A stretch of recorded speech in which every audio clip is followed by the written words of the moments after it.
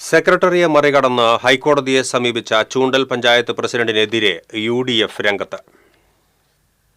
ചൂണ്ടൽ പഞ്ചായത്തിലെ തെരുവുവിളക്ക് പരിപാലന പദ്ധതിയുടെ ടെൻഡർ നടപടികളുമായി ബന്ധപ്പെട്ട് പഞ്ചായത്ത് പ്രസിഡന്റ് ഹൈക്കോടതിയെ സമീപിച്ചതിനെതിരെ UDF രംഗത്ത്. പഞ്ചായത്ത് സെക്രട്ടറിയുടെ അറിവോ സമ്മതമോ ഇല്ലാതെയാണ് പ്രസിഡന്റ് കോടതി നടപടികളിലേക്ക് കടന്നതെന്ന് UDF അംഗങ്ങൾ ആരോപിച്ചു.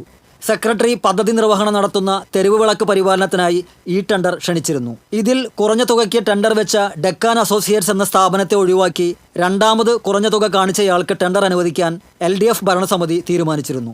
ഇതിനെതിരെ UDF അംഗങ്ങളും പഞ്ചായത്ത് സെക്രട്ടറിയും വിയോജിക്കുകയും സെക്രട്ടറി സർക്കാർ ശുപാർശ ആവശ്യപ്പെട്ട് കത്ത് നൽകുകയും ചെയ്തു. തുടർന്ന് വിഷയം പഞ്ചായത്ത് ഓംബുഡ്സ്മാന്റെ പരിഗണനയ്ക്ക് വിടാനും അവസാന തീർപ്പ് വരുന്നതുവരെ പഞ്ചായത്ത് ഭരണസമിതി തീരുമാനം റദ്ദ് ചെയ്യാനും സർക്കാർ ഉത്തരവായി. ഇതിനെതിരെ ടെൻഡറിൽ പങ്കെടുത്ത നിലവിലെ കരാറുകാരൻ ഹൈക്കോടതിയെ സമീപിച്ച് സ്റ്റേ വാങ്ങി. തുടർന്ന് കുറഞ്ഞ നിരക്കിന് ടെൻഡർ വിളിച്ച കക്ഷി ഹൈക്കോടതിയിലെത്തി സ്റ്റേ ഒഴിവാക്കി വിധി സമ്പാദിച്ചു. ഈ അവസരത്തിലാണ് പഞ്ചായത്ത് പ്രസിഡന്റ് നേരിട്ട് ഹൈക്കോടതിയെ വീണ്ടും സമീപിച്ച് മുൻവിധിക്കെതിരെ സ്റ്റേ വാങ്ങിയത്. ഇത് നിയമവിരുദ്ധമാണെന്നാണ് UDF അംഗങ്ങളുടെ ആരോപണം.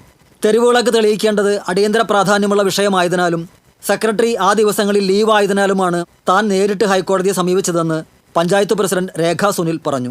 തന്റെ അറിവോ സമ്മതമോ ഇല്ലാതെയാണ് പ്രസിഡന്റ് കോടതിയെ സമീപിച്ചതെന്ന് ചൂണ്ടിക്കാട്ടി പഞ്ചായത്ത് സെക്രട്ടറി വകുപ്പ് സ്പെഷ്യൽ സെക്രട്ടറിക്കും ഹൈക്കോടതി രജിസ്ട്രാർക്കും കത്ത് നൽകിയിട്ടുണ്ട്. KPCC secretary CC Sreekumar, UDF മണ്ഡലം ചെയർമാൻ RM ബഷീർ, ചൂണ്ടൽ പഞ്ചായത്ത് പ്രതിപക്ഷ നേതാവ് ആന്റോ പോൾ, മുസ്ലിം ലീഗ് പഞ്ചായത്ത് സെക്രട്ടറി VM മുസ്തഫ, മുസ്ലിം ലീഗ് നിയോജക മണ്ഡലം വൈസ് പ്രസിഡന്റ് PK പരീദ് എന്നിവർ വാർത്താസമ്മേളനത്തിൽ പങ്കെടുത്തു. TCB news, Kunnamkulam.